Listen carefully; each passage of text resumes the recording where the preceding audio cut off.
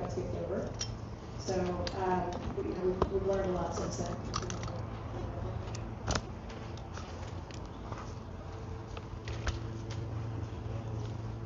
Another factor that Patrick really put me in the picture on, it was, I think, born of the best intentions, but it has unfortunately led to some trust issues with growers, and that is with rising energy efficiency standards, which on the surface sounds like a very good thing.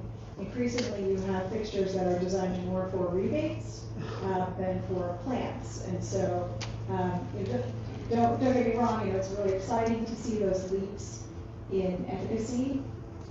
It's really important to have that third-party testing of lights. We don't have to take manufacturer's word for what they say their lights do. So we certainly appreciate that, but there's got to be a balance between the energy efficiency and the plant performance. And when a manufacturer will select or prioritize wavelengths to boost PPP versus plant response, we start to have a conflict. That wasn't a conversation that I was having until I joined Labs.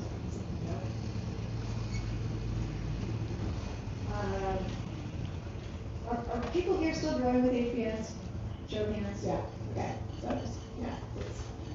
So it works, and we know how to use them. We know the results that we can get from them, and it's been tough to mimic that same performance with LED. It sometimes means a new way of growing, or switching to different genetics, and it's been tough. And today we're going to talk a little bit about a new approach. It's really exciting. I think it would be best for you to talk about origin story of the group. Okay. So the project for this newest fixture we have, which we call the bridge, started with somebody that many people in the room might know, Nelson Lindsley, Poetry of Plants. He started working with us, and he continuously was telling me what the HPS growers are saying. He was telling me that people are even changing their LED lights back to HPS, and it took a while to even convince me. I thought it was as simple as just changing parameters, and maybe it wasn't, you just had to adjust to the LED, but I think there's something we don't know or don't know how to measure that is coming out of that, because there is something to the perceived value of that flower that you growers are seeing. So with that, we worked with him to get as close as we could to an HPS spectrum.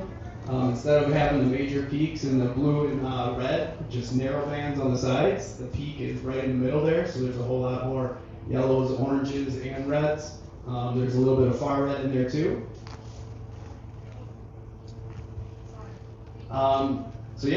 So far in small trials, we've had really good results. We had a grower out of LA that was an early trial participant, and he went out to the Billy Awards in New York, and he took first place with his OG Kush flower in the gas category. And that's really exactly what we designed it for. I mean, there's genetics that people have been running for decades under HPS that don't turn out as well under a broad spectrum LED as much as we want them to. That's where we're bridging that gap to give you guys that option. And along with BIOS' ethos, instead of like some other people that will just have multiple channels and give you controls and you guys figure it out, it's easier to just put one fixed spectrum in there. It'll last longer. All the diodes will operate with the same lifetime because you won't be alternating between different channels. So it's all built around lasting and giving you guys the value of, when you have to purchase a light for $500, $600, $700, $800.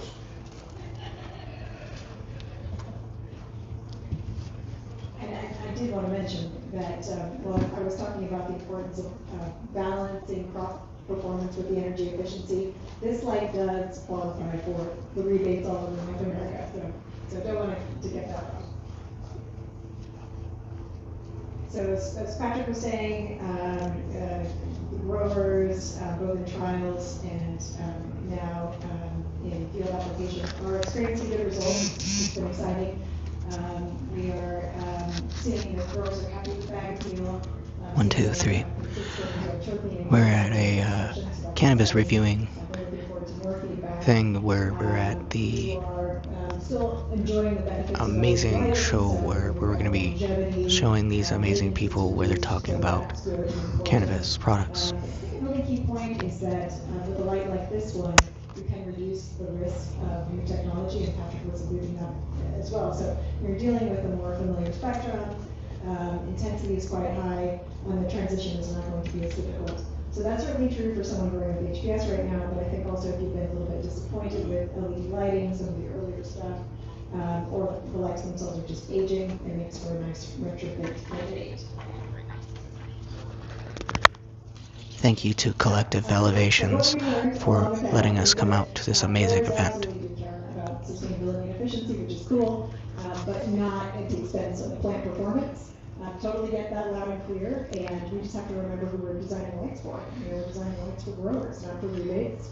With a picture like the bridge, you don't have to choose between the two, which feels good. So, I guess Patrick and I would just say, please come see us. Stop by. We would love to hear about what you're doing, the good, the bad, and just hear about your experience and how you might be able to help. Thank you. So the bridge light is brand new. I haven't seen it until today, actually, for the first time. So you can check it out in their booth, and you can see the spectral difference.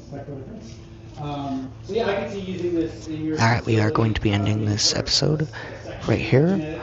You'll be seeing us stream randomly throughout the day. So I'm curious to see what the research